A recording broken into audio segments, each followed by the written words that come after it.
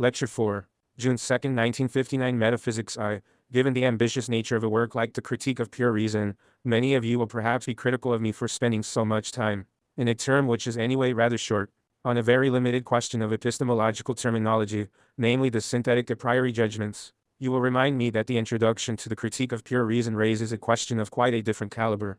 Incidentally, I would ask you all to read that introduction after this lecture. This question concerns the possibility of metaphysics, and Kant points out that it forms the chief subject matter of the Critique of Pure Reason. However, I was simply following my usual practice, which is not to define the concepts at work here, but to attempt to give you a concrete insight into them and into their life by showing you their USC. Particularly since you very often get into difficulties with Kant if you just rely on verbal definitions. Like almost all the terms in the Critique of Pure Reason, even though these terms are sometimes defined there, as is the case with metaphysics, the concept of metaphysics remains ambiguous, and is used in two or even more than two ways. Metaphysics means firstly, what is generally understood by philosophy.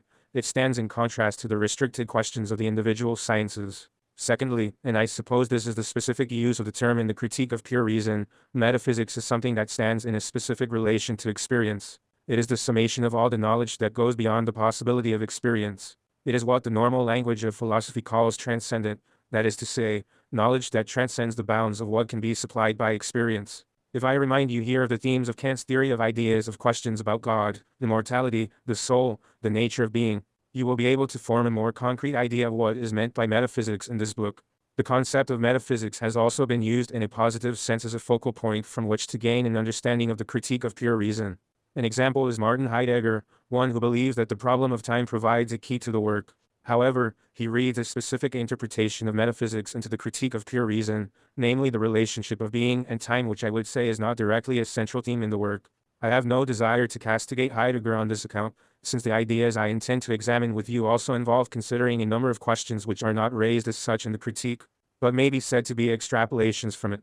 But since my intention in talking about the problem of metaphysics is the more modest one of introducing you to the Critique of Pure Reason, I believe that the appropriate method is an imminent procedure, that is to say, I wish to examine the way the concept or concepts of metaphysics are actually used in the book. As to the question of the relationship between the problem of metaphysics and the problem of synthetic a priori judgments, and my seeming neglect of the former, I would like to make 2 points, the second of which will lead us into the substance of the problem. The first point is, do you recollect my saying that the main section of the Critique of Pure Reason was divided into 2 main parts, that do not wholly coincide with the slightly artificial division described in the table of contents? There is, to oversimplify, a positive part and a negative part. Both of these are included in the so-called transcendental doctrine of elements. Compared to this, the transcendental doctrine of method is more of a corollary. It is readily comprehensible and does not throw up any particular difficulties. But on the other hand, it is not an integral part of the work in the sense of being absolutely essential for an understanding of it. The so-called positive sections of the Critique of Pure Reason consist of the first part of the doctrine of elements, that is, the transcendental aesthetic, and from the second part, i.e., the transcendental logic, we must include the first division, that is, the transcendental analytic. And at the end of book I of the first division, in the Analytic of Principles, pages 170 ff, you do in fact discover what I might very loosely call the positive conclusion of the Critique of Pure Reason. The system of all principles with which this part concludes is in fact nothing other than the systematic arrangement of the synthetic a priori judgments as these emerge fully armed, as it were, from the interaction of the elements of intuition, or more accurately, the forms of intuition, with the forms of the understanding that were deduced in the Critique of Reason, in short, the categories. What I am saying here is not to be taken quite literally, particularly since Kant would claim that these principles yield only the most general statements from which the actual synthetic a priori judgments still have to be deduced, which then in their turn constitute the supreme propositions of the pure natural sciences. But the essential labor of this process of deduction can be regarded as having already been accomplished in them, and Kant himself did not carry out the work of what he would have called an elaborated metaphysics of nature, that is, a doctrine of the supreme synthetic propositions of the natural sciences. In contrast to all this, the second division, that is, the transcendental dialectic, is the negative side. It is the part of the Critique of Pure Reason that concerns itself with the contradictions in which reason necessarily becomes entangled. At the same time, it is the part that is devoted to metaphysics in a significant meaning of the term. Since Kant equates metaphysical problems, we shall have more to say about this in the course of this lecture, with the contradictions in which reason must necessarily be caught up, but which reason is also said to be able to resolve, one of the most remarkable features of the Critique of Pure Reason. If I began by placing such great emphasis on the synthetic a priori judgments, I may say in my own defense that this at least had the merit of enabling me to include some reflections on what may be thought of as the positive side of the critique of pure reason. I should like to add that Book II, Chapter II of the First Division, the ground of the distinction of all objects in general into phenomena and noumena, already represents the transition to dialectics, and that, strictly speaking, the extremely important appendix on the amphibole of concepts of reflection that has been placed here really forms part of the transcendental dialectic and does not properly belong in the transcendental logic. I should like to recommend very strongly that you direct your attention to this slightly neglected chapter, in contrast to the transcendental doctrine of method, because it really provides the solution contained in Kant's philosophy to what nowadays has become the fashionable problem of being. But all this is a somewhat superficial response to the question of the nature of our interest in synthetic a priori judgments. Much more to the point is the fact that the question of metaphysics cannot really be separated from the question of synthetic a priori judgments. That is to say, the different parts of the architecture of the critique of pure reason are so inextricably interwoven, so closely bound together, that to divide them into a positive section and a negative one as I have just done is really a childish undertaking, as childish as Hegel would claim every division is into a so-called positive and a so-called negative part. I have only attempted this to give a very rough and ready outline to those of you who have not yet familiarized yourselves with the structure of the work. But let me begin first with the question of metaphysics and Kant himself, and the way it is posed in the critique of pure reason.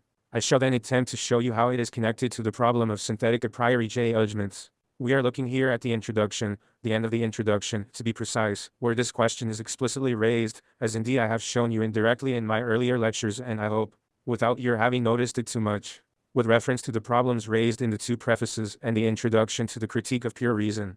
You will now discover there that the question of metaphysics is divided into two further questions, namely, how is metaphysics as a natural disposition possible, and how is metaphysics possible as science ? For let me try to help you understand this better by interpreting the first question in the light of what we have already said. For after what you have already heard about the plan of the critique of pure reason, and in particular the fact that it is concerned not with a psychological approach, but with a transcendental one, that is, one investigating the necessary conditions of thought, you may well be moved to say, why the devil should we be interested in metaphysics as a natural disposition?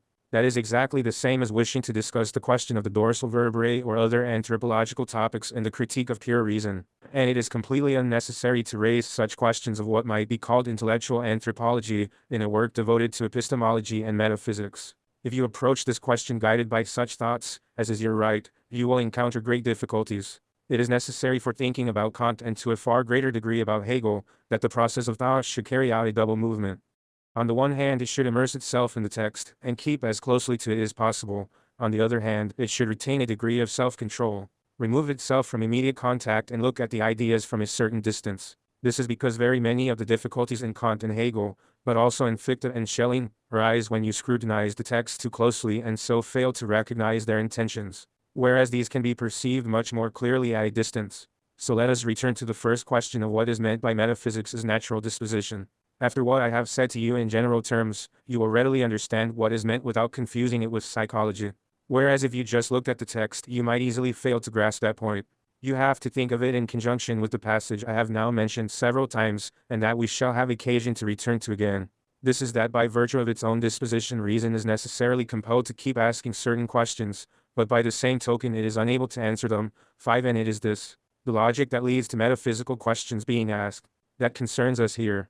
What is at issue here is not a sort of physiology of mind, as Kant ironically called it, with reference to Locke for example, of the kind frequently encountered in the Enlightenment. Such a physiology would set out to discover which human drives would lead people to ask certain metaphysical questions, fear, for example, or wish fulfillment. We are not concerned with such matters here. Instead we have a genuine intellectual question, by what means, with the aid of which immanent mechanisms, is reason driven towards those problems that we call metaphysical problems? And the answer, to cut a long story short, is simply that metaphysics is nothing but reason asserting itself absolutely, that is to say, reason which regards its own use as the warranty of truth, quite independently of the materials it has to work on. Perhaps I may be allowed at this point to shed some light on an aspect of the history of idealist philosophy to which Kant belongs. Reason appears there as something negative, in the sense that it may be said to be doomed to follow its own impulse and obey its own laws, without regard to whatever may land it in contradictions.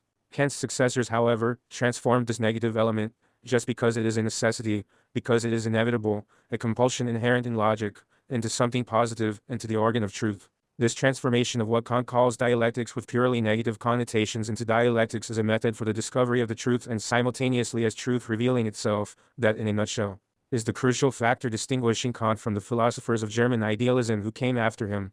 In other words, when we speak here of a natural disposition, what is meant is simply that reason, by following its own destiny, marches on, transcending its own finite conditions. And finally, so as not to end up in an infinite progression, it finds that it must somehow postulate the existence of a frontier in the shape of an ultimate cause, an ultimate form of existence, an ultimate absolute being in which everything can be anchored. And, Kant asserts, this is an entirely legitimate and unavoidable need that is simply rooted in the impulse to ground knowledge in other foundations, and hence in its logical structure.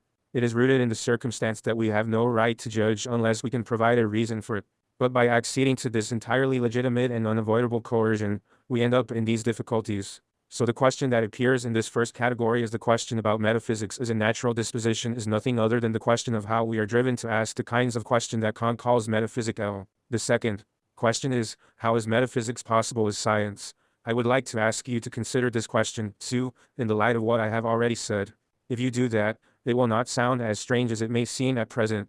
The question can be found at the end of the introduction and thereby points. This must surely be conceded to the most important theme to which the critique of pure reason aspires. In contrast to the question about the necessity with which reason is driven towards metaphysics, the question here relates to the validity of metaphysical propositions. In other words, the really critical question. To what extent questions about God, freedom, immortality, the soul, being, infinity, and the like are actually valid, how far they may be thought legitimate.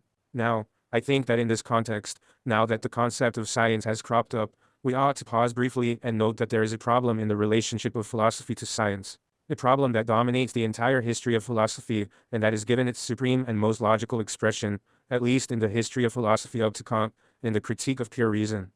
Looking somewhat further, and considering the question more broadly, we can say that the question of how metaphysics is possible as science in fact describes the impulse underlying the whole of modern philosophy. We may say that the train of philosophy and science is one that has been fought over from the very outset, since the earliest times, until it finally crystallized in this Kantian question. On the one hand, philosophy would like to utter the unconditional. It would like to make a statement about the crucial questions that lie beyond the everyday activities of the understanding. Activities that are determined by the division of labor and are linked to the business of human self-preservation. It would like to make a statement about how matters really lie and what the being is that lies behind all things. On the other hand, the positive sciences have removed from philosophy more and more of the kinds of question that target this unconditioned absolute. If you look at the ancient Ionian philosophers of nature, you will find that their thought contains countless elements that belong to natural science or the theory of nature in modern terminology, and that have been wrested from philosophy by the advances of science. And if you read a book of such high metaphysical ambition as Plato's Phaedo, a work that stands at the pinnacle of Greek philosophy, you will find it addressing a problem that is also encountered in the Critique of Pure Reason, namely the problem of immortality, or what we might also call the problem of the substantiality and indivisibility of the soul. At the same time, however, this highly metaphysical book also contains a series of statements that from a modern perspective would simply belong in the field of geography, statements about the rivers that form the frontiers of the ocean, that led down into the underworld, and other mythological claims of the same sort. Scientific and speculative metaphysics had not yet parted company.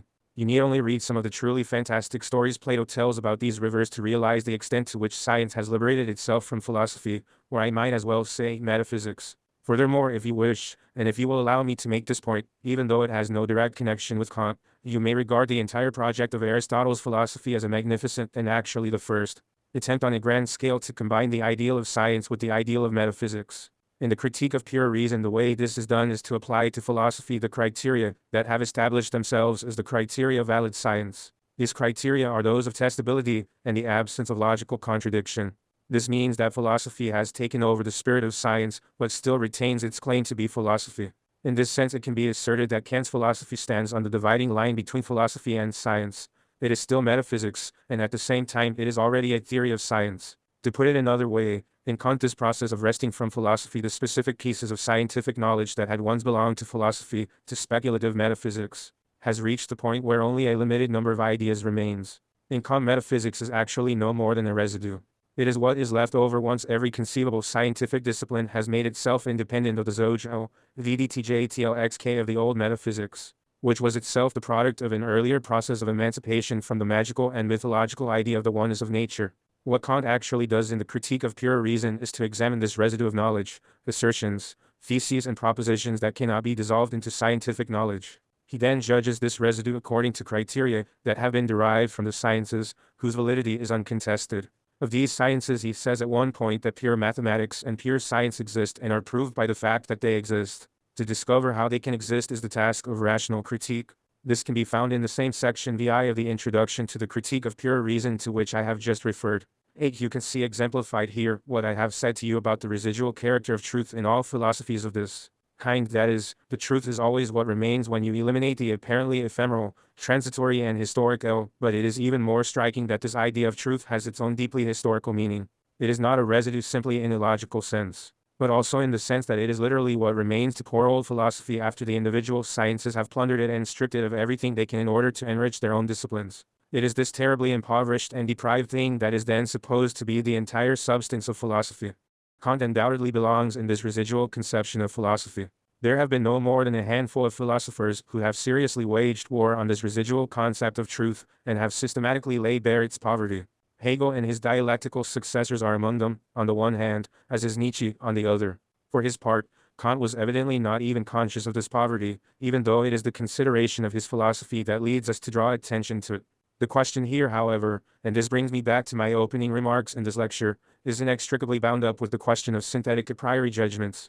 For if metaphysics is thought of as a science, then, according to Kant, it requires the same rationale as the pure sciences. This means in his view that the supreme propositions of metaphysics must be synthetic a priori judgments, or else they cannot exist at all. For the conviction that the propositions of metaphysics are not analytical judgments is one of the key assumptions of the critique of pure reason. Of course, it is easy to say this, and you may not think it so very important when you hear it, and you will think to yourselves, well, I guess we can swallow the idea that the propositions of metaphysics have to be synthetic a priori judgments. But I should like to point out to you that the proof of this is one of the chief arguments of the critique of pure reason. One that lies at its very heart. This is the argument that no matter of substance can be inferred from pure concepts alone, but that substantive statements about such things as God, freedom and immortality assume more than their mere concepts. They assume the confrontation of the concept with its materiel. After all, the traditional ontological proof of the existence of God unquestionably forms part of what Kant means by metaphysics, and this asserts that the idea of an absolutely perfect being is not complete unless we include among its attributes the attribute of existence. Kant has shown, in one of the most penetrating analyses in the entire critique of pure reason, 9, that the idea of such an absolutely perfect being implies nothing about its existence, and that even the absolutely adequate and perfect idea of 300 thalers, that is the example that Kant gives, says absolutely nothing about whether I am just imagining these 300 thalers or whether, as he would presumably have said, I have locked them up in my desk. 10. This is a passage of such outstanding importance for the critique of pure reason that I would ask you to make very special note of it. What he is saying is that the propositions of metaphysics have a content, that they are synthetic propositions and of course synthetic a priori propositions, since they are supposed to possess absolute validity. This is a premise or a conclusion of the critique of pure reason. It is very hard to decide which. It seems to form a sort of logical circle at this point. What he means is that the pure concept alone cannot entail the validity of these propositions, because every proposition that asserts existence, for example, there is a God or the soul is immortal, contains something that is not present in the pure concept of the soul or of God, so that we must really be dealing with synthetic propositions. The idealist philosophers that came after Kant revised this. Their reason was that they made an absolute of reason, an absolute metaphysical entity, whereas for Kant reason acted as a critical authority. It had a cognitive, scrutinizing function. This cannot be discussed further here, but I believe that the entire Kantian critique of metaphysics can only be understood if you realize that all the metaphysical propositions that are criticized in Kant within the framework of the critique of pure reason must be held to be synthetic a priori judgments.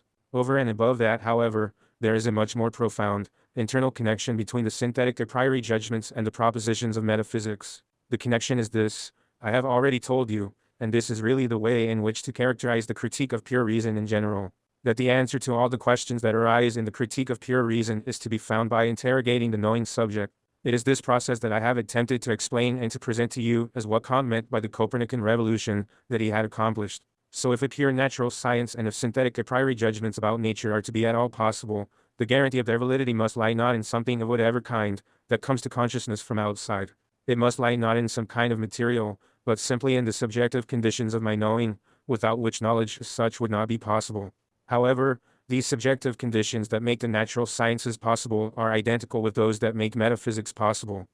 There is thus no real difference between science on the one hand and fj vapsa, whatever comes after science, on the other. In other words, what we discover in Kant, and this is wholly in line with the 18th century and the Enlightenment, is an extraordinarily strict and, if you like, undifferentiated concept of reunity of reason throughout the various spheres of knowledge. It follows from this, however, that the question of metaphysics can really only be the question of these conditions of reason, these indispensable conditions implicit in reason, that is, of thought and the necessary forms of intuition, and their relation to different kinds of material, or, to put it more radically, metaphysics asks questions about whether there is material of any kind available to me, whether these conditions of reason can be applied to any sensory experience of whatever kind, whether they can be said to run amok and freewheel, whether they spontaneously perpetuate themselves and imagine that they can make all the crucial decisions on their own. Thus the unity that exists between the question of a priori synthetic judgments and the question of metaphysics in Kant is the unity of reason itself, or more precisely of the propositions about experience that I am justified in making. The distinction between the two is only to be found in the question of whether these conditions of reason can be filled with something else, with something that is not them, with something non-identical, or whether they retain their absolute identity and may be said to produce the absolute from within themselves. With this I have brought you to a problem, to a pair of concepts that are fundamental to the understanding of the critique of pure reason, and that we have now arrived at without too much effort, or so I hope. These are the twin concepts of the form of knowledge and the content of knowledge.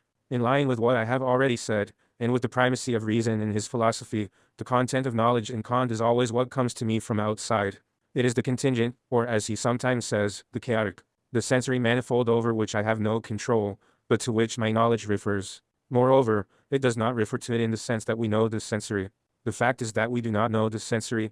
It is something that we possess, it is given to us. But it is opaque, blind, and impenetrable. However, what is known as knowledge in an emphatic sense in Kant is something we might really describe as a question of organization. It is a question of whether and how far we succeed in unifying, in organizing the sensory elements that are given to us with the aid of the forms both of our intuition and also the forms of our thought.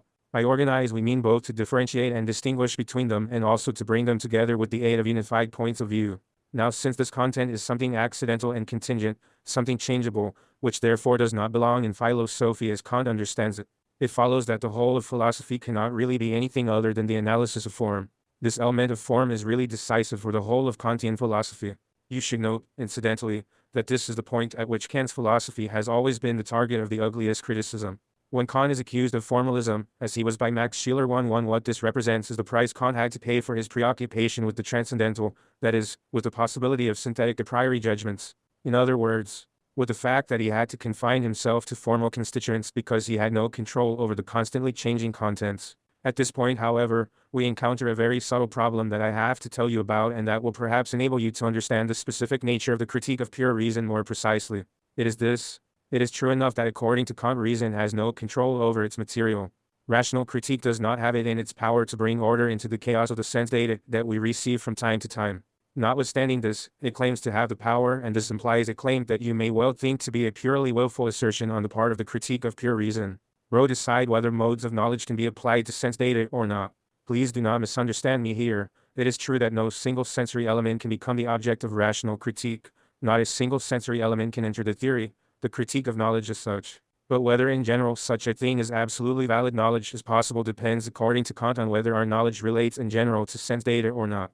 I would just like to indicate that this whether obviously contains and implied the fact that is to say, Kant has already conceded entry to sensory material against his will, even though he had earlier excluded it, rather artificially, in favor of a priori knowledge. So what we have here is a place where two alien ideas join together, a suture that constantly threatens to come apart and that should not be relied on too heavily.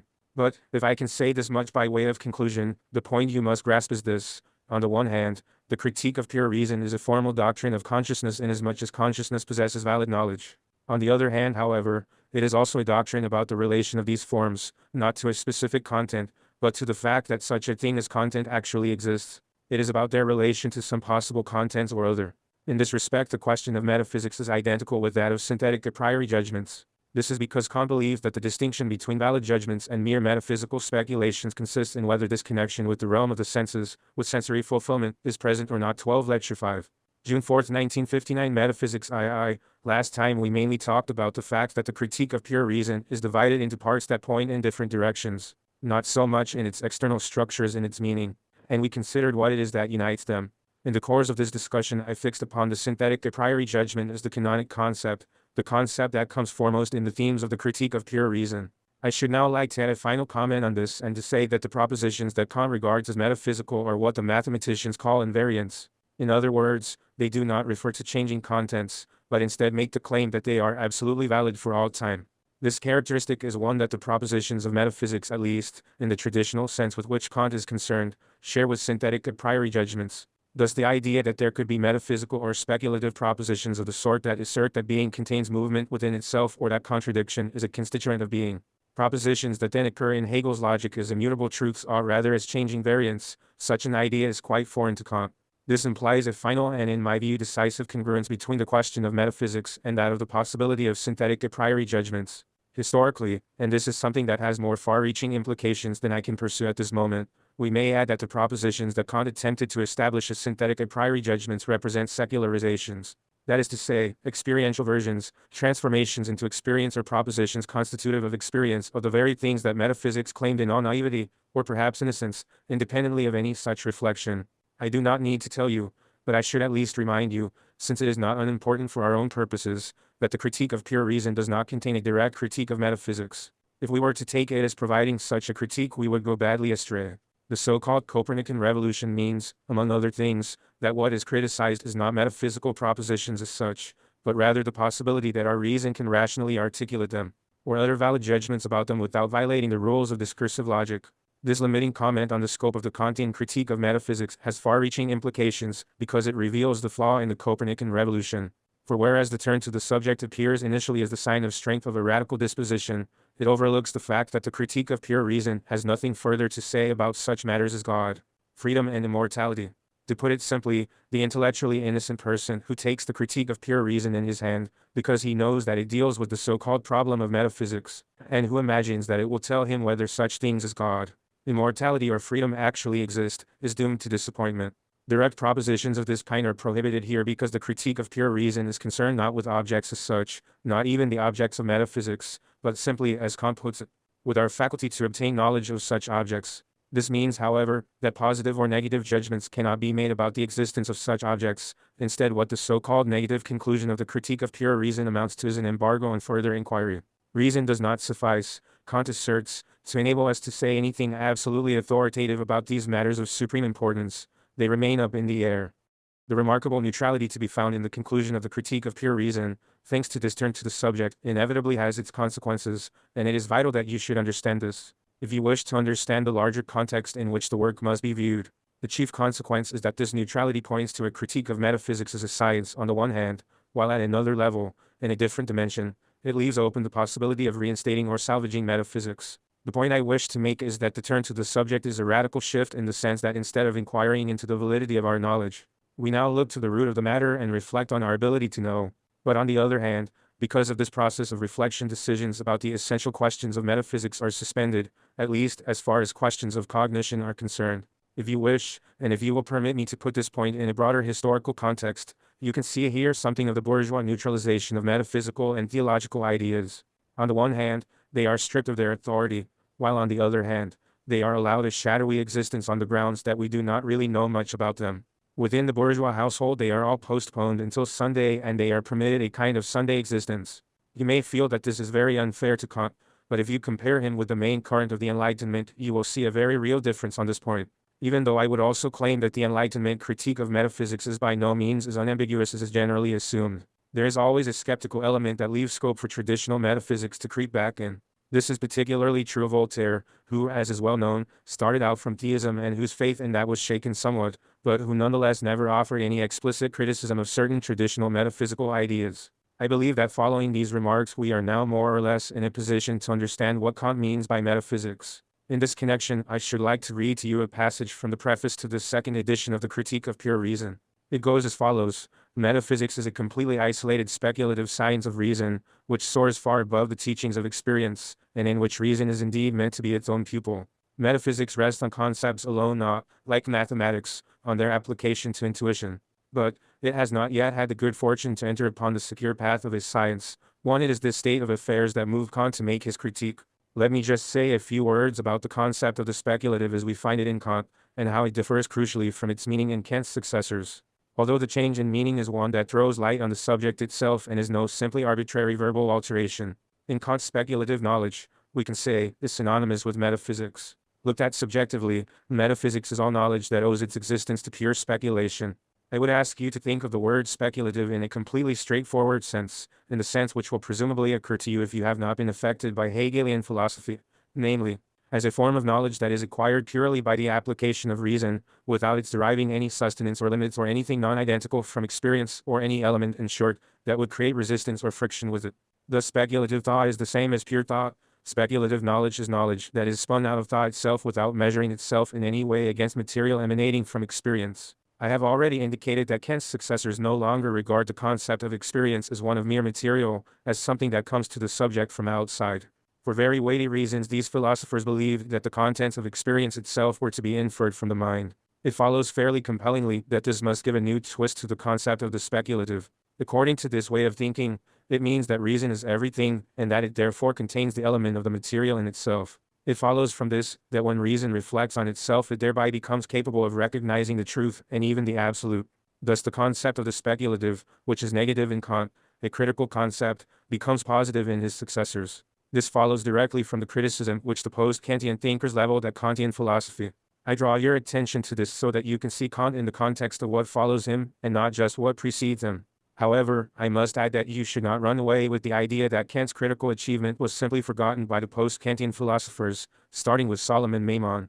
Kant's successors, Hegel in particular, did not take issue with the negative part of the Critique of Pure Reason, in which Kant demonstrates that transcendent propositions, that is, propositions that go beyond the possibility of experience, lead to contradictions. They merely placed a different value on this Kantian insight from that which Kant himself had done. What they said was that these contradictions, or rather the conflict that constantly arises between finite knowledge and infinite knowledge, between experience and the absolute, that such contradictions are actually the organ, the medium, in which what we think of as knowledge is constituted.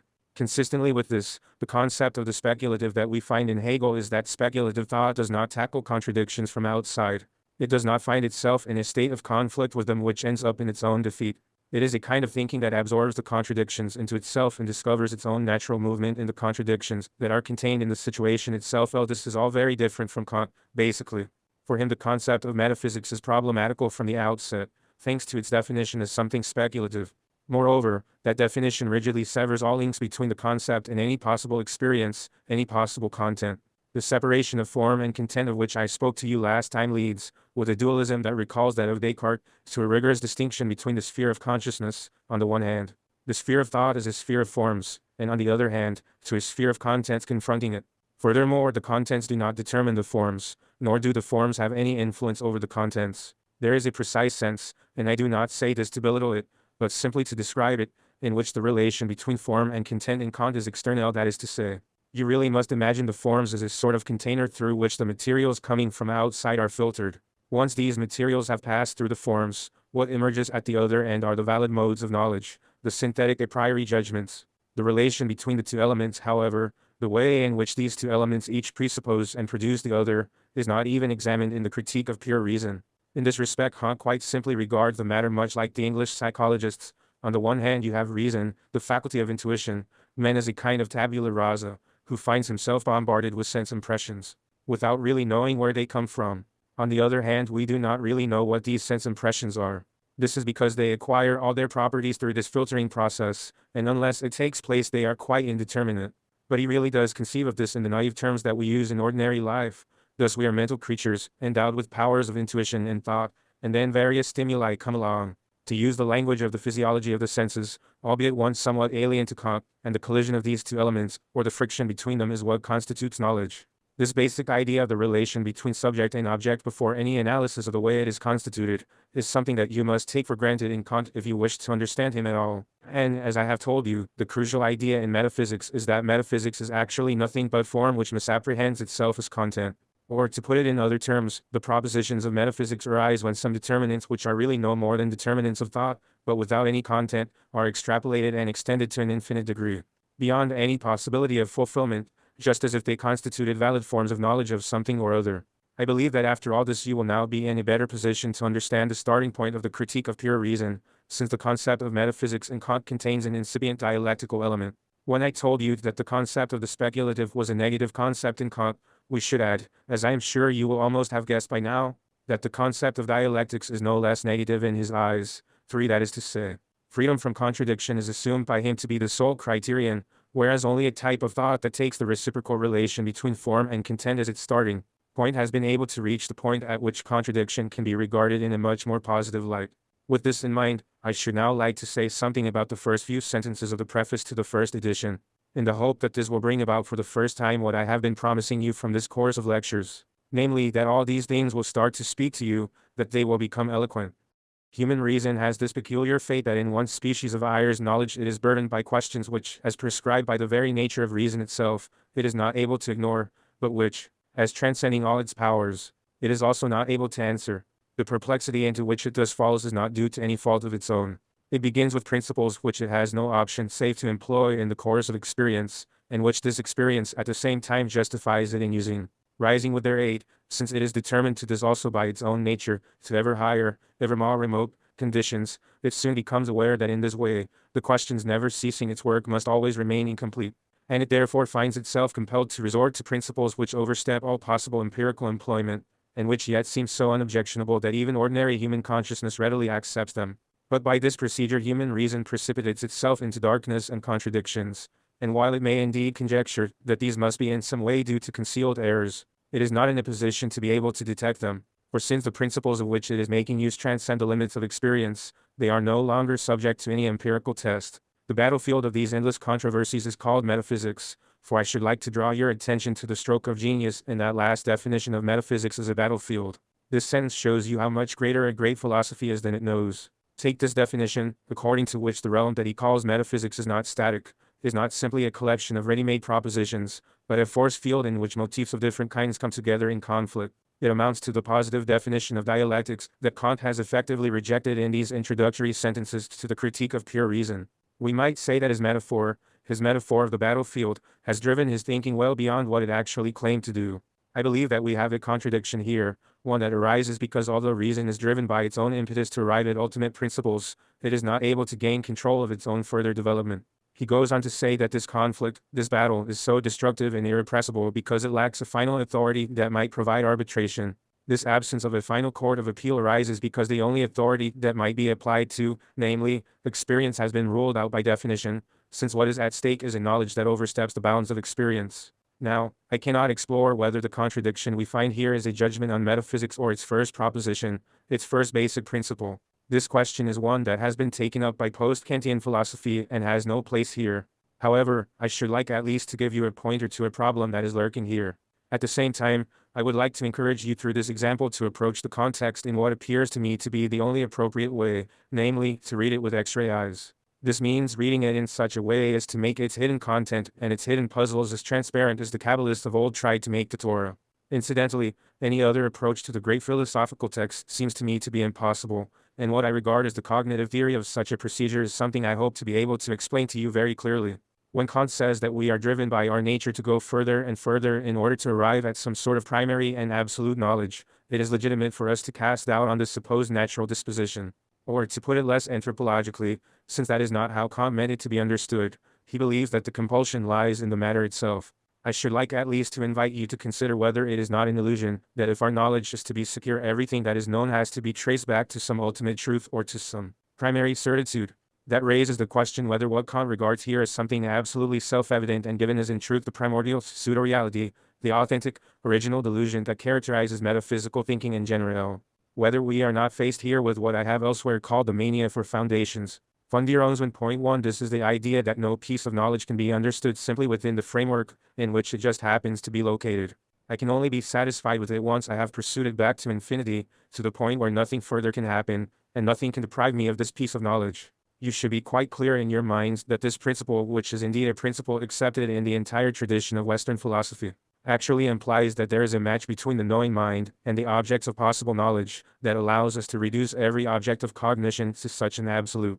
Only if I start from this metaphysical premise of an ultimate, conclusive identity between the object of cognition and the cognitive faculty can I legitimately require everything I know to be able to demonstrate its credentials in terms of its own founding principles. In this respect, philosophers have all been of one mind, and it makes no difference whether we are talking about Plato with his ideas or Kant with his synthetic a priori judgments, or rather with his notion of original apperception, or whether we are thinking of Heidegger, who has made an absolute of the concept of origin and turned it into a metaphysical entity.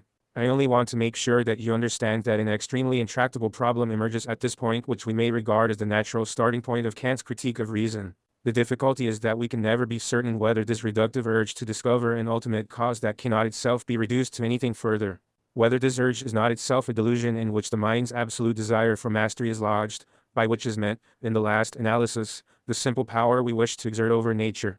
This suggests that a seemingly self-evident assumption such as the one I have been speaking about contains a very far-reaching problem. I wish here only to put this idea in your heads, and apart from that to refer you to the introduction to my book Against Epistemology. 6. I have tried there to provide an analysis of the principles involved in this problem, which I see as the starting point of all epistemology, and I believe that what I say there about modern philosophy holds good for the Kantian approach of which we are speaking. I should also like to draw your attention to the fact that in the passage of Kant we have been considering the separation of metaphysics and experience is taken to be self-evident, and even the insolubility of the problem of metaphysics is taken to be justified by the avoidance of every appeal to experience or indeed to any superior authority. By way of objection to this, we should remind ourselves that the contents of every concretely available or even conceivable metaphysics are always a matter of experience. If I were to rely on existing metaphysics in the way in which Kant thinks he can rely on the natural sciences and the critique of pure reason, we would quickly discover that this rigid dichotomy of experience and reason does not exist in the form he imagines. At all events, from the passage I have just read out to you we discover what is really at stake in the critique of pure reason. His intention is to resolve this very dispute after all, even though he says that it cannot be resolved. There is evidently a certain contradiction here. If on the one hand, someone objects to metaphysics that here reason wishes to be its own pupil, it follows that in a discourse in which reason sets itself up as the critic of reason, reason will quite assuredly be its own pupil to no less a degree. At all events, the description of the critique of pure reason as a problem is the consequence of this. The indifference which according to Kant will be the fate of metaphysics in more modern, enlightened times, is, he says, the effect not of levity, but of the mature judgment of the age. Here we have the enthusiasm of the youthful bourgeoisie which has not yet started its never-ending complaints that reason cannot solve anything, but which still feels confident of its ability to achieve things by virtue of the power of its own reason, which refuses to be any longer put off with illusory knowledge. It is a call to reason to undertake anew the most difficult of all its tasks, namely, that of self-knowledge, and to institute a tribunal which will secure for reason its lawful claims and dismiss all groundless pretensions, not by despotic decrees, but in accordance with its own eternal and unalterable laws. This tribunal is no other than the critique of pure reason. 7. If you think your way through the implications of the metaphors of this passage, it will not escape you that the tribunal he is speaking of is a curious affair. It is a tribunal in which the judge, the prosecutor and the accused are actually one and the same person. However, I believe it would be a little facile to ridicule Kant for this, because what we might call this paradoxical idea is actually the heart of the Kantian conception and points to a feature that is a motivating impulse rather than a mere presupposition, or even a logical error that can be lightly dismissed. What lies behind it, and in this respect we cannot really separate Kant's theoretical philosophy, that is, the critique of reason, from his practical philosophy, the critique of practical reason, is Kant's remarkable conception which actually supplies the unifying factor that must not be made the subject of mockery, but which must rather be properly understood. It is the idea that the freedom and sovereignty of spirit amounts to what he calls autonomy. This element is represented here by the judge who can freely resolve all these matters. It is the ability to give oneself laws, to restrict oneself and to determine one's own limits. Autonomy literally means that you give yourself laws, and autonomy is the supreme concept in Kant's moral philosophy, and by implication also of Kant's theory of knowledge. The concept of autonomy actually contains that paradox, that contradiction, which I have drawn your attention to, namely, that the judge and the accused are one and the same, that the authority that is free and independent simultaneously represents the law. This is the founding conception of his entire universe. It contains the idea, I believe you can only picture this if you attempt to translate it into a kind of experience. It contains the experience of bourgeois society in its conviction that only by virtue of this autonomy can society become free, mature and able to escape the bonds of tutelage. Only with the aid of this conviction can it organize everything and arrange matters for itself so that it will be able to manage its own life in a proper and meaningful way.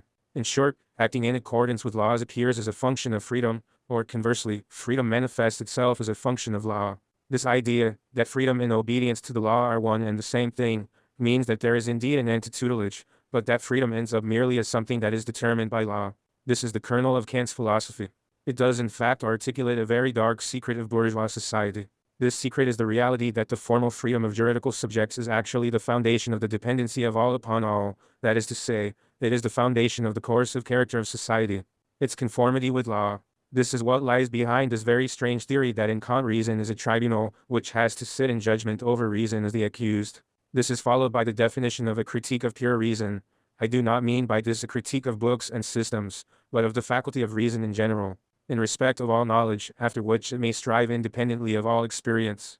It will therefore decide as to the possibility or impossibility of metaphysics in general and determine its sources, its extent and its limits, all in accordance with principles. This, then, is what Kant is concerned with in the critique of pure reason, and I hope that what we have said up to now will have been enough to make you fully aware of his position. I should merely like to remind you quite explicitly that it is difficult for someone unfamiliar with philosophy to know how to approach the critique of pure reason, since what we generally understand by criticism, and Kant also alludes to this, is criticism of specific books, arguments and matters of that sort, and we do not really know how to react when confronted by a criticism which actually has no object.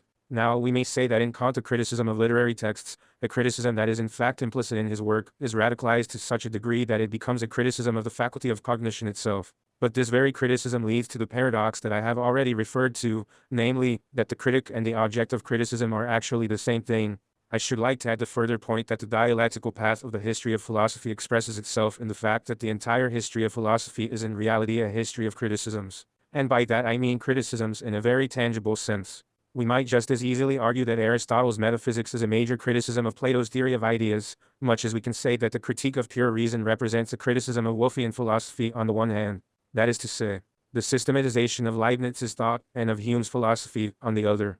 In other words, then, the movement of philosophy, even when it looks as if it is putting so-called radical questions and starting once again from the very beginning, is always criticism of text already in existence with which it is in a constant state of friction. The more philosophers insist on their own radicality, the truer this is. If you compare the chaotic, centrifugal character of philosophy with the much more cohesive shape of the positive sciences, we may perhaps say that the most philosophy may lay claim to by way of a unifying factor is precisely the unity represented by this element of criticism, or as I would prefer to express it with greater feeling, the unity of the problem. The unity of the problem does not lie in its solutions, for example, in the idea that the solutions of philosophy would yield a coherent set of interconnections, but in the fact that in their historical shape the different philosophies are mediated through one another, that they are linked by the problems raised in them in a way that above all in retrospect appears coherent and even consensual. Let me finish by outlining for you a program for the coming lectures. I can do so by saying that the program that Kant proposes is in fact one of enlightenment. If you think of the critique of metaphysics as in one sense a critique of the faculty of cognition, this points to the enlightened habit of anthropomorphism taken to a radical extreme.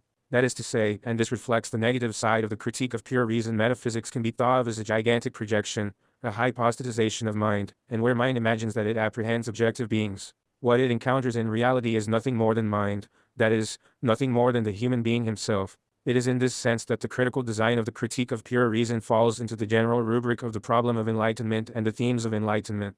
But next time I shall try to explain to you the view of the enlightenment, espoused by Kantian philosophy.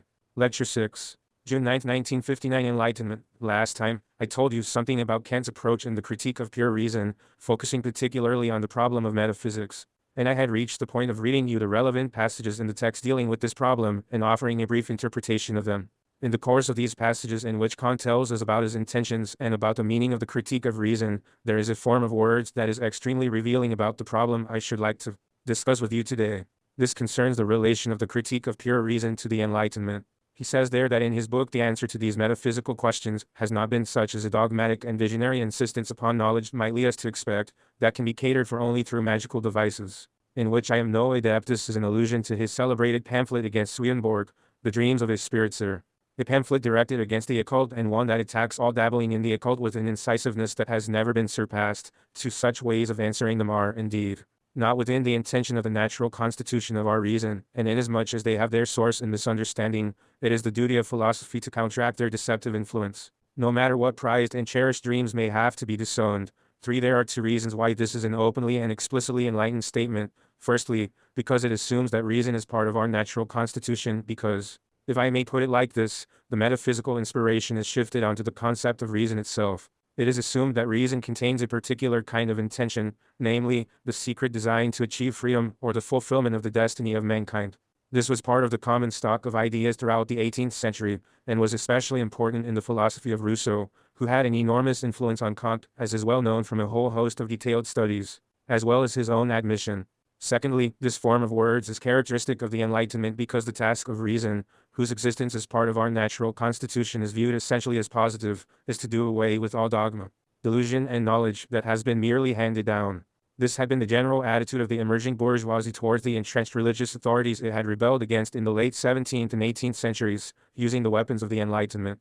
So Kant joins forces with the Enlightenment here, but I think it would be simplistic just to acquiesce in his own view of himself as a man of the Enlightenment.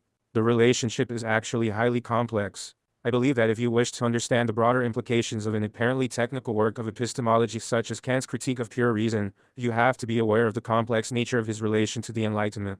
This complexity has not escaped the attention of the traditional historians of philosophy, but they have generally used what I would call a Sunday phrase to describe it, to demolish which is one of the tasks I have set myself here. This cliché is the phrase that Kant was indeed the completer of the Enlightenment, but at the same time the Enlightenment was overcome in his philosophy. We shall shortly have more to say about what this overcoming amounts to. First, however, we would do well to remind ourselves that the tradition of German thought and the German philosophy of which Kant was a part never achieved a full, authentic enlightenment. It was once remarked accurately, I believe that there never was an enlightenment in Germany, but only an enlightened theology. When you look at the most illustrious names of the representative figures of German intellectual history who are in any way connected with the concept of the Enlightenment, you will find the same confirmed. This holds good whether you think of Leibniz, in whom this feature emerged very clearly for the first time in Germany, as I believe, or whether you think of Lessing, in whose writings this element of an enlightened theology is immediately obvious, or indeed of Kant himself. But it is not my intention to expound the historical situation to you, because I regard it as my task to give you not a historical introduction to the Critique of Pure Reason, but an introduction to the substance of the book, that is, to the philosophical problems it raises. In line with this, I shall now attempt to explain how the problem of the Enlightenment appears in Kant. I have already told you that Kant is enlightened in the sense that he is a critic of dogmatism. It must be pointed out, however, that the concept of dogmatism undergoes a curious enlargement at his hands. Whereas the older Enlightenment and the Western Enlightenment mainly use the term to refer to theology proper, Kant uses the term, as I have already suggested, to apply also to metaphysics. This too is a feature that Kant shares with the mature Enlightenment. Those of you who have studied French will be aware that one of Voltaire's chief works, certainly the book that is best known in Germany, is his Candide. Candide is an attempt to expose the dogmatic character not so much of theology as of German metaphysics, namely, Leibniz's theodicy. To a degree then, this critique of the dogmatic side of reason is to be found among the themes of the Critique of Pure Reason. I shall attempt later on to look a little more closely at the peculiar difficulty contained in the notion of the dogmatic nature of reason, for however, nothing should be accepted without questioning it. Neither theology nor metaphysics and the allegedly eternal truths of reason, nor even, as Kant would doubtless have said, the empirical objections that have been advanced against irrationalist metaphysics. It is this refusal to accept statements unquestioningly that marks the rather more incisive version of Enlightenment thought in Kant, in which reason broadens its critical anti-dogmatic activities to embrace everything that is not completely transparent and self-evident. I should like to say that the program of Enlightenment shares this feature with the entire movement of modern Western thought. If, for example, you read the demands made by Descartes in the Discours d'Ia method, you will discover that one of his most essential requirements is that we should not accept any assertions that are not clear and distinct. 5. But we can probably say that Kant's Critique of Reason was the first to take this old programmatic demand really seriously and to import it into the so-called question of the constitution of reason, the basic question if you like. Kant has gone into greater detail about the concept of enlightenment in an essay entitled Answer to the Question, What is Enlightenment? This essay is not very widely known, but it is very instructive. If you just take an uninformed look at Kant's own statements, you make some very striking and surprising discoveries. I should like to acquaint you with some of these statements, both for their own sake, and because of their value from the standpoint of method. The fact is that if you occupy yourselves with philosophy, and with Kantian philosophy in particular, you have opportunities to learn the value of the micrological gaze in exemplary fashion, and you can then attempt to apply it elsewhere. What this means is that you should learn to look closely and critically at statements which we often tend to read cursorily without paying much attention. You should study them until they begin to speak. When I told you that I regard it as my task to present philosophy in general, and Kant's philosophy in particular, as a kind of force field, what I had in mind was precisely this micrological method. On the surface, although I do not really want to say on the surface, but in terms of its own explicit doctrines, every philosophy with well-developed ambitions aspires to present a more or less coherent deductive, or indeed inductive, system. You have to ponder its details if you wish to gain access to the interplay of conflicting forces within this coherence, this logical harmony, this balanced system. If you wish to gain access to that internal life of philosophy, with its mutually conflicting forces that consists to a not inconsiderable degree in its latent contradictions, the ability to dissolve the congealed, fixed, systematic edifice of a philosophy and to make it speak involves a particular talent for dwelling insistently on individual arguments as they make their appearance. You should look at the Kant lexicon of Rudolf Eisler, a book that is still extremely valuable even today. If you wish to gain a picture of all sorts of problems that arise in Kant with the aid of references to sources that are frequently widely separated, in the lexicon you will find a collection of Kant's most important statements on the Enlightenment. You will find, for example, this passage from the Critique of Pure Reason, which is to be found in Chapter 1 of the Transcendental Doctrine of Method.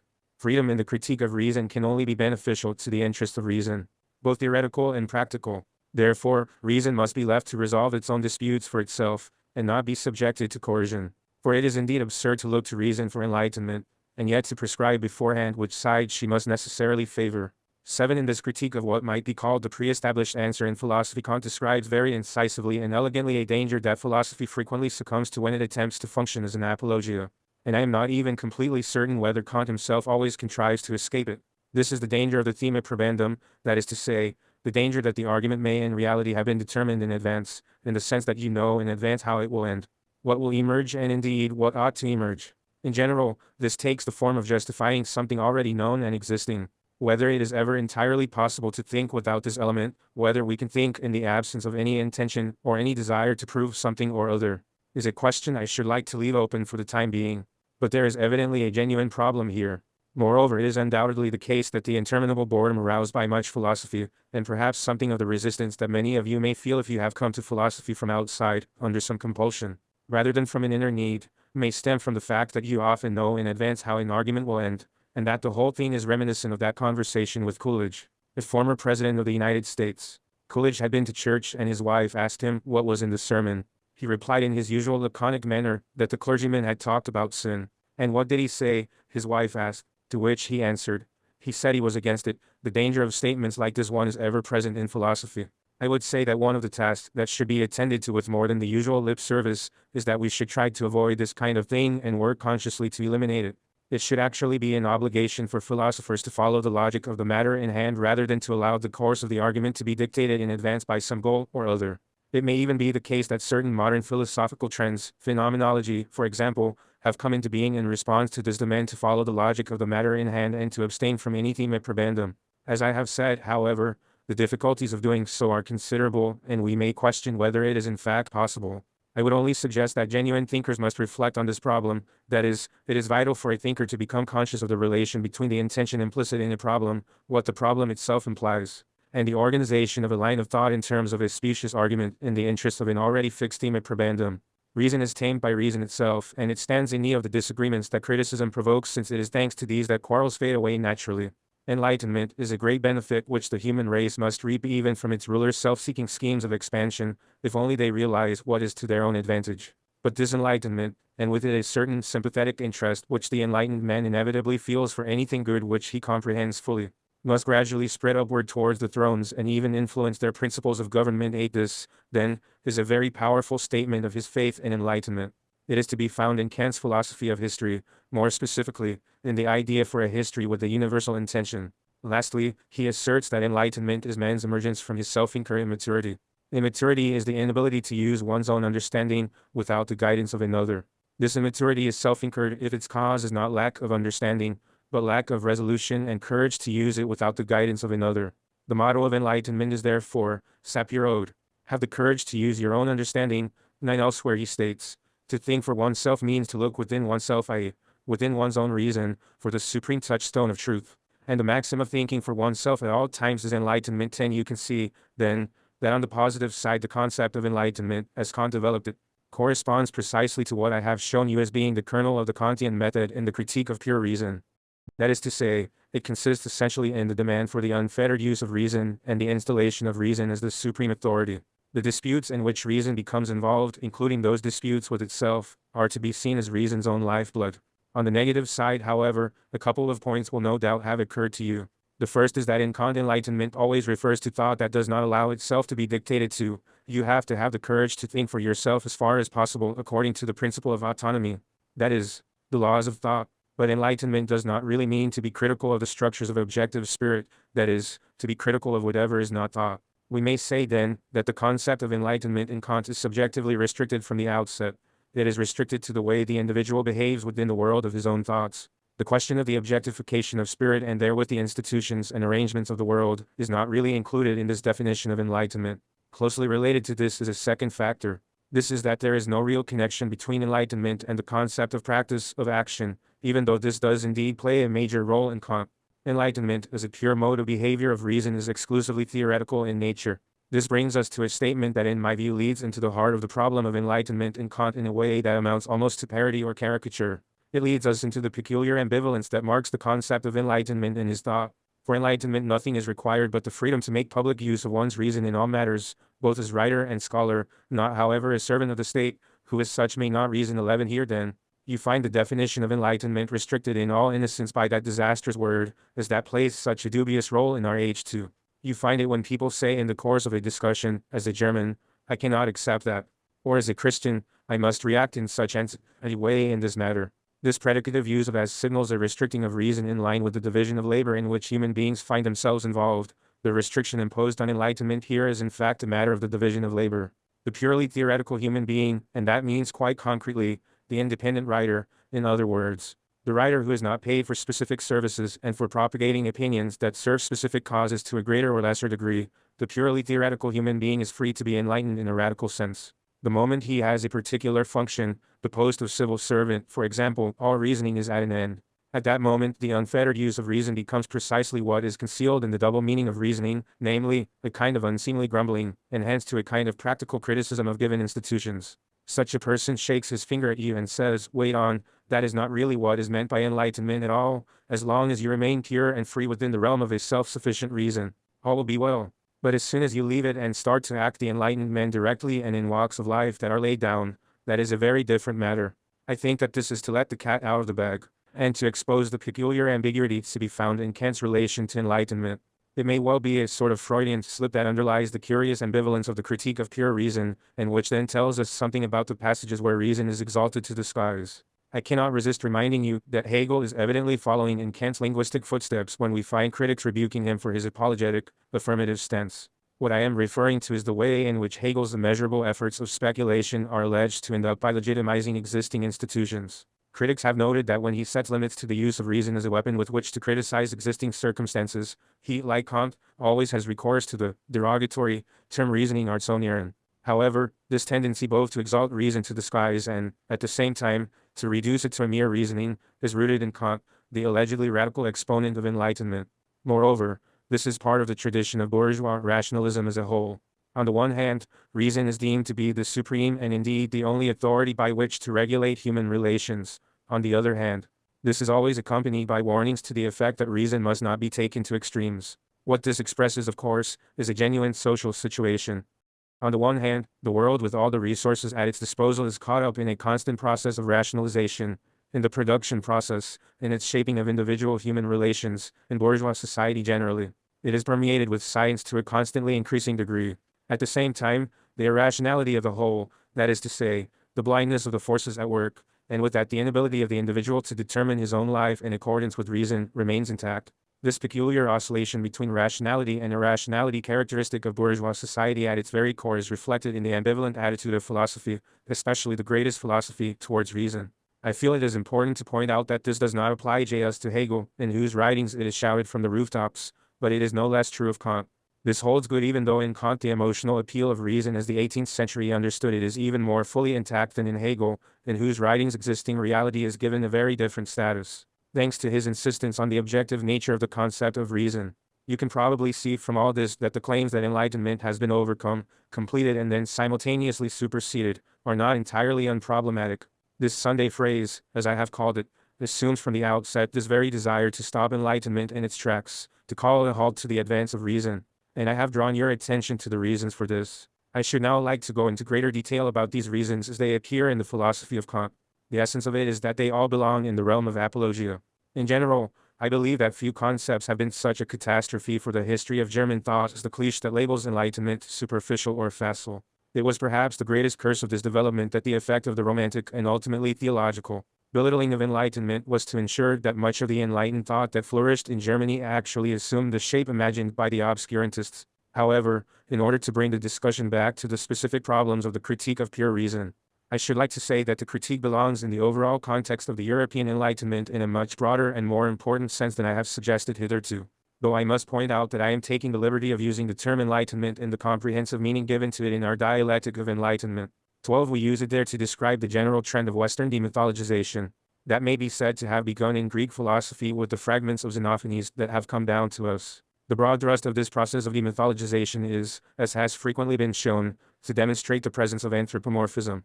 This refers to a practice in which objectivity, existence, and absolute dignity have been ascribed to a whole series of assertions, doctrines, concepts, and ideas of whatever kind, which in reality can be reduced to the products of human beings. In other words, they can be seen to be what the language of psychology would call mere projections, and since it is merely man that has produced these concepts from within himself, they are not entitled to any absolute dignity.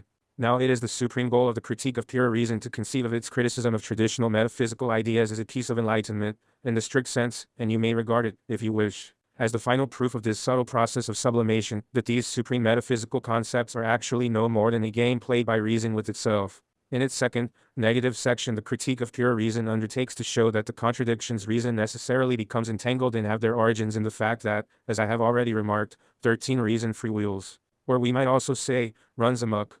That is to say, it simply produces propositions about the world from synthetic a priori judgments, spinning them out of pure forms, without measuring them against anything that is not reason, anything that is not a human being, but something else, something objective, in other words, something external to them. In attempting to demonstrate this, the critique of pure reason can be said to be secretly pursuing the Enlightenment program of the critique of anthropomorphism. We could say then, putting it rather freely and at a distance from Kant's own words, that the metaphysical ideas whose absolute validity he is challenging are nothing more than hypostatizations of human beings as rational creatures. They are nothing other than attempts to translate the forms inherent in reason into absolutes without reference to anything that is not identical with or inherent in them. In this sense we may say that Kant's supreme critical intention is in tune with that of the Enlightenment. What I have just said contains, I believe, an intention that tells us something quite crucial about the general design of the critique of pure reason, and I should like to invite you to concentrate on it for the few remaining minutes of this lecture, since I hope it will enable me to lead you deeply into the mechanics of this work. You will remember that I have explained to you that the critique of pure reason is essentially an analysis of form. Moreover, I have shown that its tendency is subjective, that is, instead of making naive judgments about this or that thing or entity, it aims to employ the tools of reason to judge the adequacy of reason itself. On the other hand, you must bear in mind what I have just said about this element of enlightenment, namely, that critical thinking wishes to eliminate the illusion that reason can produce the absolute from within itself, or, in other words, the illusion that man as a cognitive creature is himself the absolute. This leads to the general problem that seems to me to be crucial for the critique of pure reason.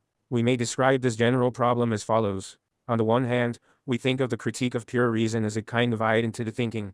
This means that it wishes to reduce the synthetic a priori judgments and ultimately all organized experience, all objectively valid experience, to an analysis of the consciousness of the subject.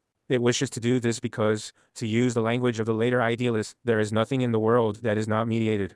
This means that we have no knowledge apart from what we know through the medium of our reason, apart from what we know as knowing beings. On the other hand, however, this way of thinking desires to rid itself of mythology, of the illusion that man can make certain ideas absolute and hold them to be the whole truth simply because he happens to have them within himself. In this sense, Kantian philosophy is one that enshrines the validity of the non-identical in the most emphatic way possible. It is a mode of thought that is not satisfied by reducing everything that exists to itself. Instead, it regards the idea that all knowledge is contained in mankind as a superstition and, in the spirit of the Enlightenment, it wishes to criticize it as it would criticize any superstition. It wishes to say that to make an absolute of everything human is not significantly different from endorsing the customs of shamans who regard their own rites as objectively valid, even though in reality they are no more than subjective abracadabra. Now the greatness of the critique of pure reason is that these two motifs clash. To give a stark description, we might say that the book contains an identity philosophy, that is, a philosophy that attempts to ground being in the subject, and also a non-identity philosophy, one that attempts to restrict that claim to identity by insisting on the obstacles, the block, encountered by the subject in its search for knowledge. And you can see the double nature of Kant's philosophy and the dual organization of the critique of pure reason. But we can go even further than this. The critique of pure reason has always been criticized, and we shall discuss this in detail, for a particular kind of contradiction. The best known of these is this. On the one hand, Kant insists that his starting point is always what is immediately present to me, what is given, and he wishes to preclude all transcendent premises. At the same time, however, he speaks of the affections, that is, of the fact that what is immediately given to me, my sense data, originates in an external world that affects me. This inconsistency is so straightforward that it would be crystal clear to a child. You will probably realize, and this is much more interesting, that this particular contradiction exists for a very good reason. So we may say that what Kant has been doing is a formal analysis, but he has also realized that if all knowledge were nothing but form, and if all knowledge were totally submerged in the subject, then it would be nothing but a gigantic tautology. For in that event the knowing subject would really know nothing but it, and this act of merely knowing it would be nothing more than a regression to the identical mythological thinking that Kant, as a champion of the Enlightenment, had striven to overcome. In order to avoid this regression, Kant prefers to accept the contradiction contained in asserting, on the one hand, that we know absolutely nothing about things in themselves. Things are something that we constitute, that we bring into existence with the aid of the categories. On the other, it is claimed that our affections arise from things in themselves, for only in that way can his theory of knowledge introduce the notion of the non-identical, that is, the element that is more than just mind or reason. For it is only in this way that this element of non-identity makes its appearance in his thought. We may say then that this contradiction, this apparent lapse of thought in the Critique of Pure Reason, objectively contains the entire question of the dialectic, and that the relation of identity and non-identity is mapped onto the two sides of the Enlightenment. One side is the elimination of an epistemological dogmatism that assumes something which cannot withstand the scrutiny of reason. The other side imposes limits on what is made by human beings, that is, this human product must not be allowed to mistake itself for objective reality, but must become conscious of itself as something internal to human beings and hence limited. This second element, this criticism that enlightenment directs at identity, that is, at the assertion that everything which exists is absorbed into reason, contains the possibility of an intellectual somersault that turns against the Enlightenment and against reason. Thus, when I said that Kant's philosophy is ambivalent in its attitude towards the Enlightenment, I would ask you not to think of this in any superficial way. It is nor just a matter of attitude, but of the difficulty of substance I have tried to explain.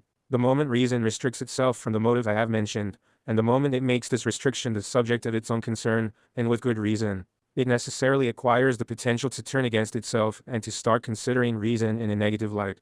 The way this happens is linked in the most remarkable way with the intellectualism that the Critique of Pure Reason shares with the Protestant tradition. I shall say something about this next time. Lecture 7. 1 June 1st 1959 Knowledge is tautology. Last time I told you something about the curious and, as it seems to me, deeply rooted, dual attitude of the Critique of Pure Reason towards its own object, that is, to reason. I argued that, on the one hand, the Critique of Pure Reason contains the elements of an identity philosophy, since it attempts to derive authoritative, universally valid knowledge from the analysis of reason. On the other hand, however, it strives with equal vigor to bring the element of non-identity to the fore. This means that Kant is conscious of a problem that was not perceived so clearly by his successors precisely because of their greater consistency. This is the problem of knowledge as a tautology, that is to say, the problem that if everything that is known is basically nothing but a knowing reason, what we have is no real knowledge, but only a kind of reflection of reason.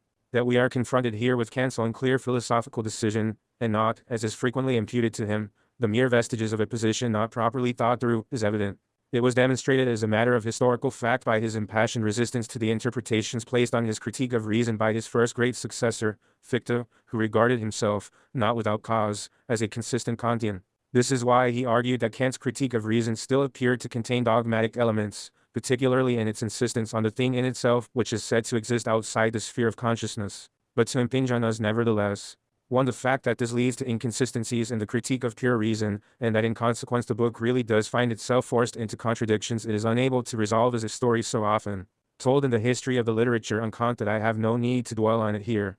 I should like only to say about these contradictions or inconsistencies, that if they have been defined as necessary contradictions, this testifies to the influence of the most consistent method to have succeeded Kant, namely Hegel's. For what Hegel did was to analyze the contradictions necessarily contained in the method of the Critique of Reason in an attempt to arrive at a solution to the problem of knowledge in general and ultimately to the problem of philosophy as such. I may also add that in the process Hegel explicitly embraced that element of tautology that I have described as the essence of identity philosophy. This means that in his philosophy the culmination of thought in absolute spirit is actually identical with the absolute with which it began, except that everything is placed inside the process which leads to this tautology. Here, too, the elements that made their appearance in Kant against the will of philosophy and took the form of its aporetic limits have been made conscious of themselves and transformed into the instruments of knowledge. But I do not wish to spend more time on these matters now. even though I think it perfectly legitimate to use my rather broadly conceived introduction to the Critique of Pure Reason to give you some idea of the way in which philosophy developed after Kant. For there is a sense in which this further development is already implicit in Kant himself, and it is important to see this instead of treating each philosophy in a separate compartment. More important than this perspective on future developments, however, is the peculiar duality with which the Critique of Pure Reason regards its own object, namely reason itself, and the genuine ambivalence towards enlightenment of which I have already spoken. I told you last time about the positive elements of enlightenment, positive in the sense of a simple identification of the Critique of Reason with enlightenment. And I argued then that the true element of enlightenment in Kant is the assertion that nothing may be held to be true that cannot withstand the scrutiny of thought, above all, subjective thought. This view of reason is not the only one to be found in the Critique of Pure Reason, however. You will discover a different view in one of the most famous passages of the Critique of Pure Reason. The passage I should like to read out to you now so as to give you a precise idea of what is at stake. Kant is talking about the positive introduction of the supreme categories of metaphysics, God, freedom and immortality, categories which are regarded only negatively in the book on the grounds that they are theoretically unknowable. He says of these ideas in the preface to the second edition, from what has already been said, it is evident that even the assumption is made on behalf of the necessary practical employment of my reason of God, freedom, and immortality is not permissible unless at the same time speculative reason be deprived of its pretensions to transcendent insight.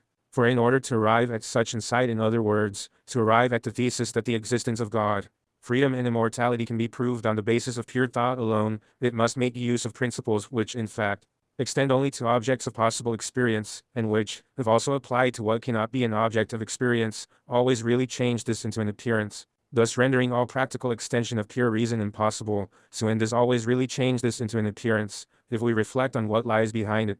Reason is reproached for something like blasphemy if it believes it can prove the existence of the highest goods, to use the expression current in the older language of philosophy, purely from within itself. It is a kind of hubris on the part of the mere light of nature 3 to attempt to transcend what is given to it, namely, the world of the finite and the phenomenal, and to appropriate the absolute even while leaving the latter's absolute status intact. This is made quite explicit in the following famous statement: I have therefore found it necessary to deny knowledge in order to make room for faith. The dogmatism of metaphysics, that is, the preconception that it is possible to make headway in metaphysics without a previous criticism of pure reason, is the source of all that unbelief, always very dogmatic, which wars against morality, for you perceive here a very different side of Kant.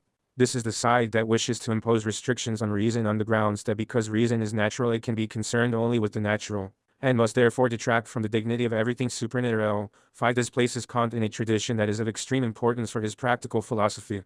I am speaking here of the tradition of German Protestantism, in which, as you know, the concept of reason is narrowly circumscribed in favor of faith. The emphasis placed on faith, which puts it in sharp contrast to Catholicism, was gained by downgrading knowledge and natural reason, quite in opposition to the views of high scholasticism and to Thomas Aquinas. You will all have heard mention of Martin Luther's reference to that horror, reason, 6, and its echo can still be heard here. Incidentally, this Lutheran description of reason as a whore reminds us how frequently the language of philosophy has recourse to erotic metaphors when it wishes to set limits to reason or to rebuke reason for its arrogance. In the Critique of Pure Reason, when Kant desires to impose limits on reason and restrict it to the world of appearances, while declining to extend it to the absolute, he uses the expression about straying into intelligible worlds. Point 7. It is as if the speculative inclination of mind to go in the direction of the absolute, to refuse to allow oneself to be cut off from the absolute by a wall, went hand in hand with a kind of sexual curiosity from the very outset. Later psychologists homed in on this particular point by showing that there is a profound link between the impulse to know and a curiosity that is ultimately sexual in nature. That is to say, if this curiosity is knocked on the head by the hand of authority as soon as it stirs, the faculty of knowledge will be damaged. We are talking here of the phenomenon of neurotic stupidity, and it is on the side of this stupidity that Kant places himself here, doubtless without intending to do so. Moreover, the same kind of metaphoric language is to be found in Hegel when he is discussing Kant's view of this problem. He says there that if philosophy does as Hegel wishes and thinks the absolute, it will be moving into a region where, as he puts it, there are houses of ill repute. Point 8. This phenomenon recurs over and over again. I shall leave you to make up your own minds about it. I have already said that the denigration of reason, I believe that I told you about this last time, accompanies self-sustaining reason like a shadow. 9. That is to say, reason is held to be legitimate. It is to be tolerated where it serves to control nature and to introduce a kind of order into the world. But as soon as it goes beyond that, as soon as it touches the true ground of existence, it finds itself accused of sacrilege and unwarranted curiosity.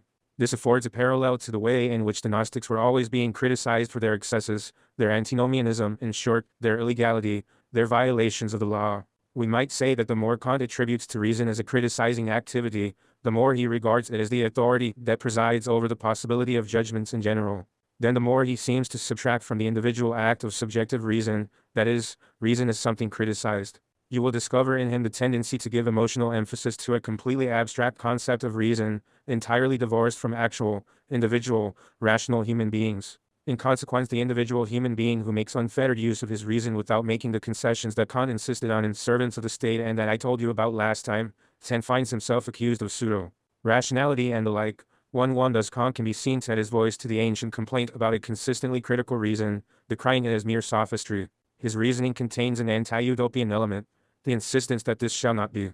You can observe the peculiar ambivalence of Kant's attitude towards the utopian very clearly in the highest concept to which his metaphysics aspires, namely the concept of the infinite. On the one hand, Kant is enough of a champion of the Enlightenment to demand again and again that the requirements of reason be satisfied. Although reason for him is an essentially formal principle, he does necessarily, I would say, provide quite concrete and comprehensible definitions of what it is supposed to achieve humanity, for example. In the Critique of Practical Reason, or again, the absolute reconciliation of mankind, absolute peace between nations and individuals, and such writings on the philosophy of history as the tract on eternal peace. At the same time, the idea has the character of a task that is postponed to infinity quite apart from the fact that it demands that human beings should strive constantly and tirelessly, much as Max Weber does in the case of the Protestant ethic. In short, human beings must slave away in the service of this idea to the point of infinity, without ever being allowed to rest. This motif is then intensified to the utmost degree in Fichte.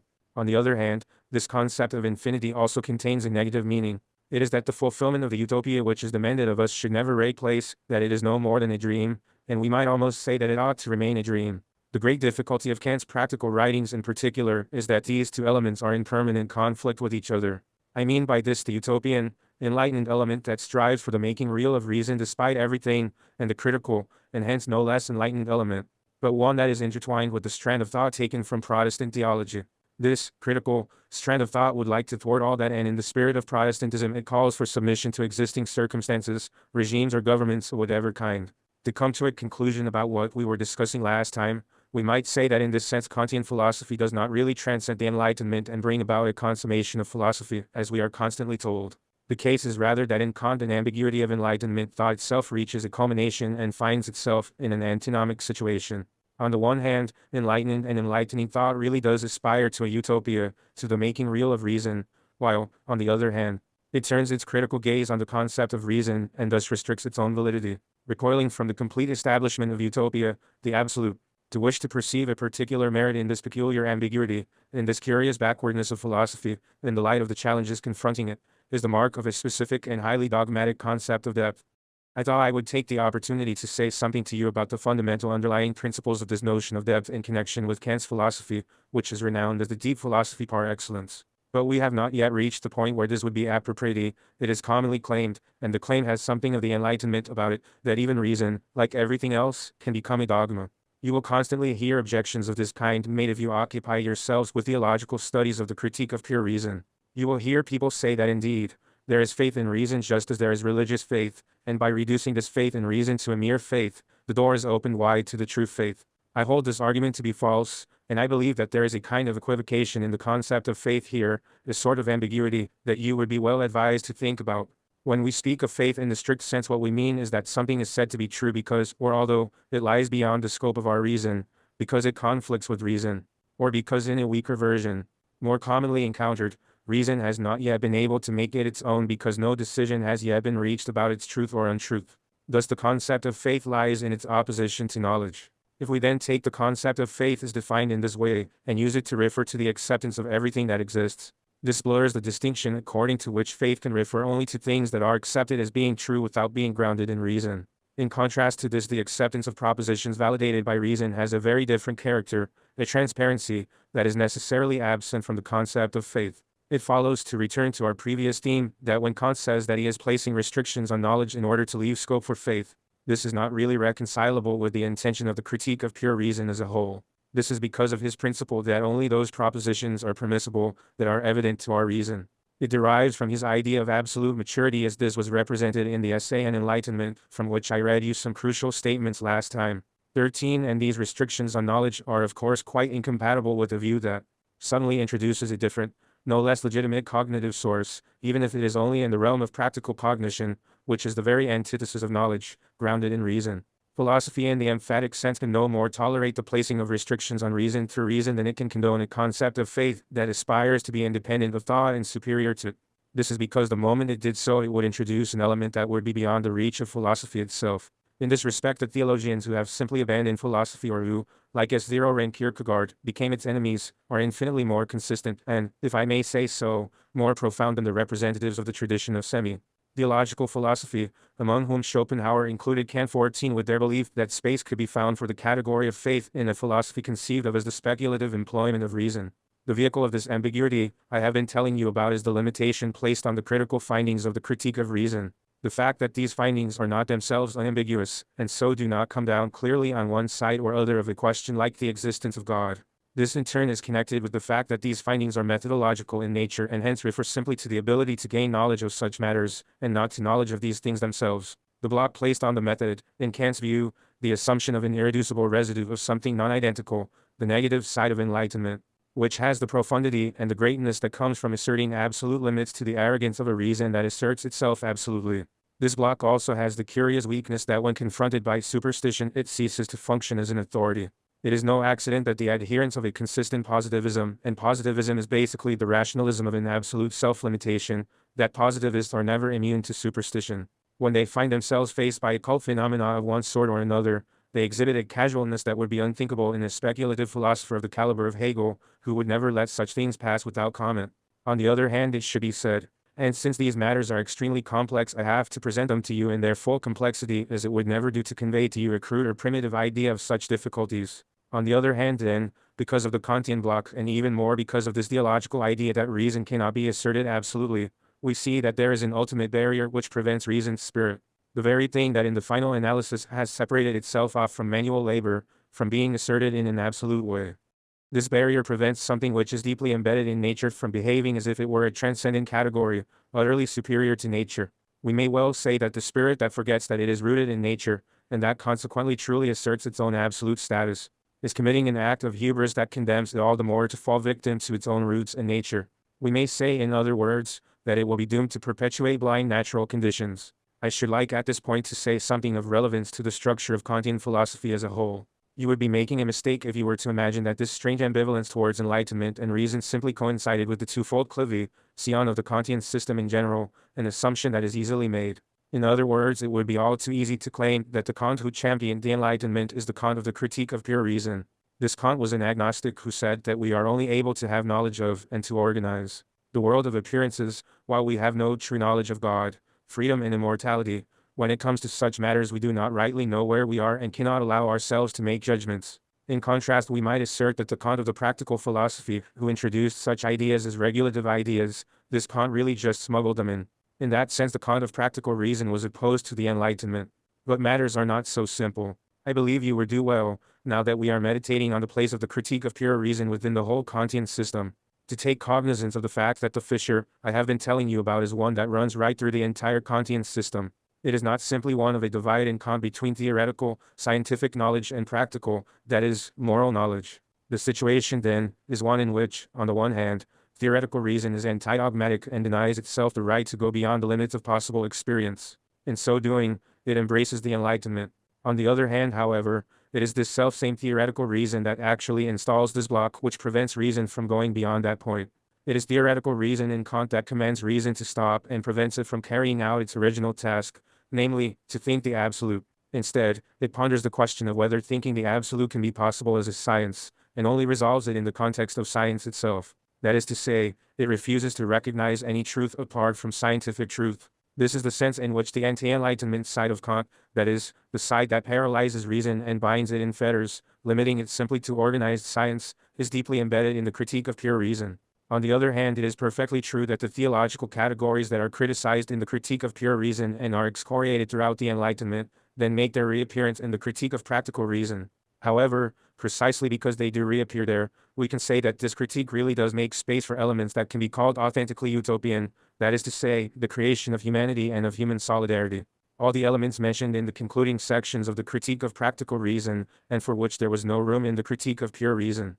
You see, then, how the structure I have shown you is really a fundamental feature of Kantian philosophy as a whole, and, I should like to add, of bourgeois thought. It is a structure, or so, I would claim, that is only obliquely reflected in the division of Kant's critique of reason into two great sections. If you place Kant's philosophy at the very beginning of the liberal era, you could perhaps add the speculative idea, which is in fact rather more than mere speculation, that bourgeois thought in its cradle, that is to say, at the turn of the 18th to 19th centuries, was both bourgeois, and also something that pointed beyond it. The outlook of any given class at the point at which it becomes the subject of history represents of course the history of that class, but it also points beyond it. That is to say, the moment a class bursts through the barriers of antiquated social relations of production, it feels itself, and with justice, to be the executive arm of mankind as a whole. This double role is evident in the critique of pure reason with particular force. On the one hand, you feel at every turn a certain homely bourgeois rationality, as well as countless bourgeois virtues, such as prudence, righteousness, judicious appraisal, and a specific type of humanity that is highly characteristic of Kant, in contrast to his successors.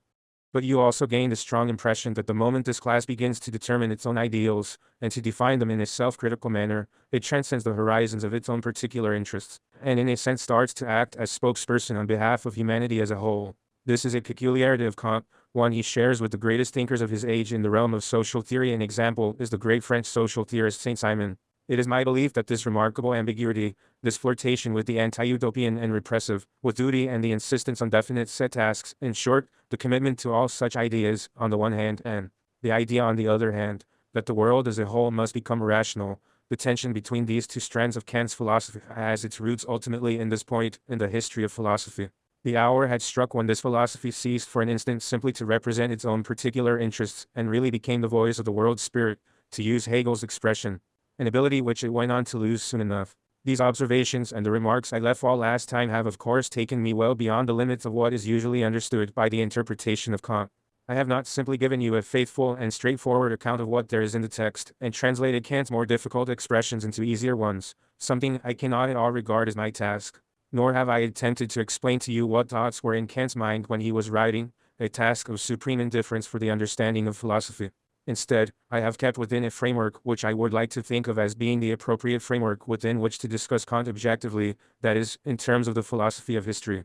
I would of course ask you to take the term philosophy of history in a very definite sense. I am not concerned with Kant's precise position in the history of mind, or actual history. Such an approach would strike me as relatively primitive and indeed pre-philosophical. What I wish to explore is what Kant reveals to us of the movement of mind itself, of what we might term the internal history of truth, as this has been expressed on the sundial of truth itself. I refer explicitly to whatever Kant's philosophy contains that is over and above the immediate meaning of the text, and in the spirit in which Hegel observes in one of the great passages of the Logic chat certain propositions. Hegel means the principles of identity or contradiction contain more than what is actually meant by them. 15. This is what I have set out to do, and not to show you what philosophers had in mind when they wrote their philosophies, something we are not able to reconstruct anyway, and certainly not to indulge in such trivial activities as to discuss Kant's place in the history of philosophy between Leibniz and the German idealists, something you can easily read up in any textbook. What I am concerned with is what a philosophy objectively expresses, over and above its own opinion. That is what is at stake. In other words, I am concerned with the constellation of truth, and this constellation is identical with the force field I have talked about so often, that has crystallized into such a philosophy. That is the decisive point. I am fully aware that I am making considerable demands on you, that is to say, I am doing something that deviates from everything you will have learned about interpretation in either the disciplines of philology or jurisprudence. For example, in the interpretation of a particular law, where to my layman's eye the thoroughly mysterious intentions of the legislator feature in such a striking way. I believe then, that it is incumbent upon me to give you an account of my own methodology here, for two main reasons. Firstly, so that you should know where you are, so that you are not just drifting, and do not have the feeling of being swept along over an abyss. And secondly, because there are genuine difficulties here that cannot simply be passed over by anyone unwilling to offend against the virtue of intellectual integrity which Kant demands. I can define this problem of methodology for you quite sharply and succinctly. On the one hand, you will be aware how unprofitable it is to reflect on what someone thinks about his own thoughts, that what matters is what is objectively expressed in those thoughts, what their truth content is, what significance they have over and above their immediate meaning. My belief is that this is the crucial aspect of a philosophy, and not the task of eliciting the philosopher's opinions. For this mere eliciting of opinions basically presupposes their objective meaning. It would only be sensible to do this if we already know that what he means is something of objective importance. And all this is just repeated parrot fashion in the histories of philosophy, which have contrived to include so-called great philosophers like the great Elector or Dante in their pantheon. But the very proof of importance is exactly what would have to emerge from an objective scrutiny. On the other hand, you may rightly say, that's all very well, but isn't what you are saying completely arbitrary? Are you not just reading things into a philosophy in an entirely speculative way? Or perhaps it is just a kind of sociology of knowledge, that is, the process of relating a particular body of thought to some social trend or other. Even though such links are quite unproven, and it is very debatable whether they have anything to do with the philosophy in question, I should like to say in reply that there are definite limits to arbitrary interpretation, and these limits that are set by a text of whatever kind, and I know I am in agreement here with the philologists, these limits really are set by the text. This means that no analysis of this type can be released from the necessity of making a quite explicit appeal to statements on the page. If I may distinguish my approach from another, likewise speculative, method, namely that of the school of Martin Heidegger, and I think it my duty to do so, the distinguishing feature can be found at this point, for I think it wholly impermissible simply to twist what is said in a text like the Critique of Pure Reason, and to turn it upside down. But even more important is the question of how to justify the claim that more is said in such an interpretation than can be found on the page. I can speak only briefly about that here. Basically, the justification is nothing but the demonstration of an immanent tension within such a text. The method of interpretation is actually one of extrapolation. In other words, it consists in focusing on the way in which such contradictions as the one about identity or non-identity are anchored in the text, and the way in which they define its specific character. If you then refuse to accept these contradictions simply as intellectual flaws, and attempt instead to show how they are motivated within the structure of the text overall, you really do arrive at the point of understanding the ideas as containing more than appears on the surface. They are the precipitate of a force field. Once you have defined such a force field, and have identified the forces at work in it, forces that are in a state of constant friction with each other, you then acquire the right to call such forces by their names, and in so doing, you go beyond the immediate meaning on the page. My task here is not to present the Kantian system to you as a coherent totality, free from contradictions. In this respect I find myself in disagreement with the most recent approach to Kant, that of what might be called the Neo-Marburg school of Ebbinghaus 16 and above all, Klaus Reich. You can find an example of their work in Klaus Reich's extremely rigorous book on the completeness of the table of judgments. I, on the contrary, am much more interested in the inconsistencies, the contradictions in Kant. I regard these inconsistencies and contradictions as providing far more compelling evidence of Kant's greatness than any harmonious system. This is because they express the life of truth, whereas smoothing over the contradictions and creating a superficial synthesis is an easy task. Lecture 8, June 16, 1959. The concept of the self. I should like to carry straight on with the methodological remarks we had begun with last time. You may have had the experience of finding yourself in a discussion in which, instead of focusing on the subject in question, people have tried to pin you down by arguing that you have contradicted yourself. They mean by this that you have failed to use a concept consistently, or that before using a particular concept, usually a highly emotive one, it is important to arrive at a